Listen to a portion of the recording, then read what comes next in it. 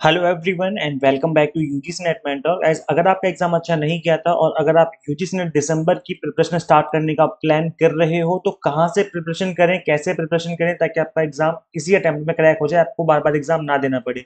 So guys, ये video आप सभी के लिए काफी इंपॉर्टेंट रहने वाली है बिकॉज आज की इस वीडियो में हम कंप्लीट रोड मैप समझने वाले हैं कि किस तरीके से आप प्रिपरेशन करेंगे ताकि आपका एग्जाम अपकमिंग सेशन में क्रैक हो जाए। गाइस, इससे पहले वीडियो में आगे बढ़े मैं बता दूं कि कल मैंने एक वीडियो क्रिएट की थी कि असिस्टेंट प्रोफेसर इंटरव्यू में क्या करना चाहिए, कैसे अपियर करना चाहिए ताकि हमारे असिस्टेंट प्रोफेसर के लिए जो हम इंटरव्यू देने जाएं फ्यूचर में तो हमारा इजीली क्रैक हो जाए। तो आप इस वीडियो को भी देखना कंसिडर कर सकते हैं इस वीडियो को देखने के बाद। ओके, तो गाइस देखिए, अगर हम बात करें यूजीसी नेट पेपर 1 की और यूजीसी नेट पेपर 2 की, आप सभी को पता है कि दो पेपर होते हैं, पेपर 1 और पेपर 2। कंसोलिडेटेड टाइम 3 आवर्स का आपको दिया जाता है।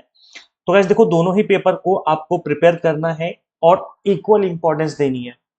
अब जो एनटीए क्वेश्चन पूछ रहा है वो थोड़े से पहले के कंपैरिजन में हट के पूछे जा रहे हैं।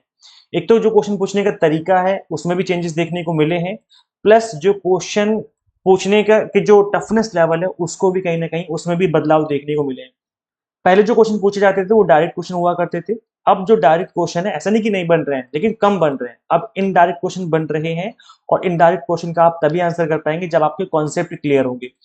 गाइस देखो, मैंने लास्ट टाइम जो स्टूडेंट्स ने टॉप किया था उनका मैंने इंटरव्यू कंडक्ट किया था अपने इसी चैनल पे। आपने देखा होगा कि 99.98 परसेंटाइल तक स्टूडेंट्स ने स्कोर किया हमसे पढ़ के। तो इन सभी कैंडिडेट्स की जब मैंने इंटरव्यू कंडक्ट किए थे तो इन सभी का एक ही कहना था, दैट इज कि इन्होंने स्टार्टिंग से स्टडी करी थी। गाइस देखो, जेआरएफ जो है ना, जेआरएफ मिलता है कुछ गिने चुने बच्चों को, गिने चुने कैंडिडेट्स को ही जेआरएफ मिलता है।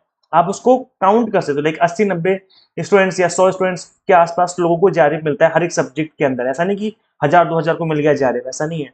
तो अगर सपोज करो यहाँ पर सपोज क्या करना है, आप जानती होंगे आप लोग तो कि हर साल जो फॉर्म फिलिंग होती है वो 7 से 8 लाख 10 लाख तक फॉर्म फिलिंग हो जाती है यूजीसी नेट के फॉर्म की। और इसमें हर एक सब्जेक्ट के अंदर 100 से 150 के आसपास ही जेआरएफ दिए जाते हैं। कई बार क्या होता है, किसी सब्जेक्ट में इससे भी कम दिए जाते हैं। तो अगर आप जेआरएफ टारगेट कर रहे हो तो अगर आपको इन लोगों से बीट करना है, इन लोगों से कॉम्पीट करना है, तो आपको इनसे हटके चीजें करनी पड़ेंगी। और इनसे हटके चीजें क्या है मैं आपको बता रहा हूँ। मोस्ट ऑफ द कैंडिडेट्स होते हैं जो यूजीसी नेट की प्रिपरेशन करते हैं वो लास्ट टाइम का वेट करते हैं। दिसंबर में एग्जाम है तो वो स्टार्ट करेंगे जब फॉर्म निकलेंगे, अक्टूबर में फॉर्म निकलेंगे, सितंबर के एंड या अक्टूबर में फॉर्म निकलेंगे, तब पढ़ने का प्लान करेंगे। चलो अब पढ़ लेते हैं, फॉर्म आने वाले हैं। बस यही सबसे बड़ी मिस्टेक होती है। अगर आप ये मिस्टेक कर रहे हो तो आप जेआरएफ से बहुत दूर जा रहे हो। जेआरएफ को ऐसी चलती फिरती चीज नहीं कि किसी को भी मिल जाएगी। जेआरएफ के लिए मेहनत करनी पड़ती है, जेआरएफ के लिए अपने आप को रगड़ना पड़ता है, अपने आप को सूरज की तरह तपाना पड़ता है। तो गैस देखो, जब आप स्टार्टिंग से स्टडी करते हो तो उसका बेनिफिट ये मिलता है कि आपका टाइम से सिलेबस फिनिश होता है और सिलेबस फिनिश होने के बाद आपको टाइम मिल जाता है प्रॉपर रिवीजन करने का। और जब आपका टाइम बच जाता है उसके बावजूद तब आप यहाँ पर प्रैक्टिस कर पाते हैं पीवाईक्यूज की अच्छे से। और जब आप इतना कर लेते हैं तो एग्जाम क्रैक होने के बहुत हाई चांसेस हो जाते हैं कि एग्जाम क्रैक हो जाएगा। लेकिन प्रॉब्लम ये होती है कि जब स्टूडेंट्स अक्टूबर में स्टार्ट करते हैं तब प्रॉब्लम ये आती है कि सिलेबस फिनिश होते होते एग्जाम आ जाता है और एग्जाम आ गया तो एग्जाम देने जाना ही पड़ेगा। तो जो मोस्ट ऑफ द कैंडिडेट्स हैं वो ज्यादा इसीलिए नहीं कर पाते क्योंकि वो बहुत लेट स्टार्ट करते हैं। और जब आप लेट स्टार्ट करते हैं तो चीजें कंप्लीट नहीं हो पाती हैं प्रॉपर तरीके से, फिर एग्जाम आपका रह जाता है। तो अगर आपको इस साइकिल को ब्रेक करना है तो आपको स्टार्टिंग से पढ़ना पड़ेगा, आपको डेडिकेशन दिखानी पड़ेगी, स्टार्टिंग से डेडिकेटेड तरीके से आपको देने पड़ेंगे 5 से 6 महीने अच्छे से। जब इतना टाइम आप दे देंगे तो इजीली एग्जाम क्रैक हो जाएगा, आपको बार बार एग्जाम में मेहनत नहीं करनी पड़ेगी। अब देखो गाइस, दो पेपर है, पेपर 1 पेपर 2। पेपर 2 तो आपका सब्जेक्ट स्पेसिफिक होता है, जो आपने ग्रेजुएशन पोस्ट ग्रेजुएशन में पढ़ा है वहीं से क्वेश्चन बनने हैं। तो जो आपके पास बुक्स हैं ग्रेजुएशन पोस्ट ग्रेजुएशन की, आप उनको भी रिवाइज कर सकते हो, अच्छे से पढ़ोगे उनको, पीवाईक्यूज की प्रैक्टिस करोगे तो बात बन जाएगी। लेकिन प्रॉब्लम ये आती है कि जो ग्रेजुएशन पोस्ट ग्रेजुएशन में कुछ टॉपिक ऐसे होते हैं जो आपने अच्छे से उस टाइम पर नहीं पढ़े होते या आपको अच्छे से समझ में नहीं आए होते, या अब गैप हो चुका है ग्रेजुएशन पोस्ट ग्रेजुएशन करे हुए। या फिर कई बार ये प्रॉब्लम आती है कि इतना ज्यादा लेंथी सिलेबस, इतने सारी बुक्स होती हैं ग्रेजुएशन पोस्ट ग्रेजुएशन की कि उनको बुक्स को कवर करना बहुत मुश्किल हो जाता है। तो फिर ऐसे में आता है पेड बैच, पेड कोर्सेज। इसीलिए स्टूडेंट्स कंसिडर करते हैं कि यहाँ पर इतना कुछ ना पढ़ के आपको टू द पॉइंट मिल जाता है सिलेबस के अकॉर्डिंग, जो एनटीए आपको बोलता है, यूजीसी आपको बोलता है पढ़ने के लिए। तो उस केस में आप पेड बैच कंसिडर कर सकते हो। अदरवाइज आप पेपर 2 अपने आप से भी कर सकते हो ग्रेजुएशन पोस्ट ग्रेजुएशन की बुक्स को पढ़ के। बट उसमें यही है कि आपको बड़ा सिलेबस कवर करना है, खुद से चीजों को समझना है, क्या इंपॉर्टेंट नहीं है, उन चीजों को खुद से एक बार ऑब्जर्व करके चीजें करनी पड़ती हैं। और पेड बैच में क्या होता है कि आपको चीजें पकी पकाई मिल जाती हैं।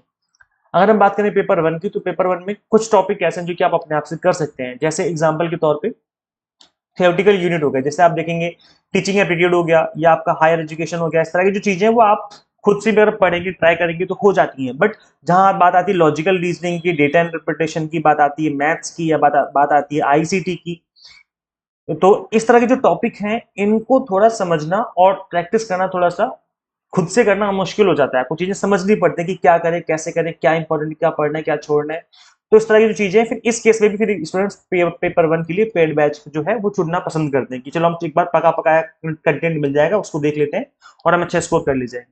तो वैसे देखो, दिसंबर एग्जाम के लिए जो परफेक्ट रेसिपी है वो यही है कि टाइम से सिलेबस फिनिश करिए, उसके बाद आपको रिवीजन करनी है प्रॉपर तरीके से, और फिर आपको प्रैक्टिस करनी है पीवाईक्यूज को, ध्यान पीवाईक्यूज की।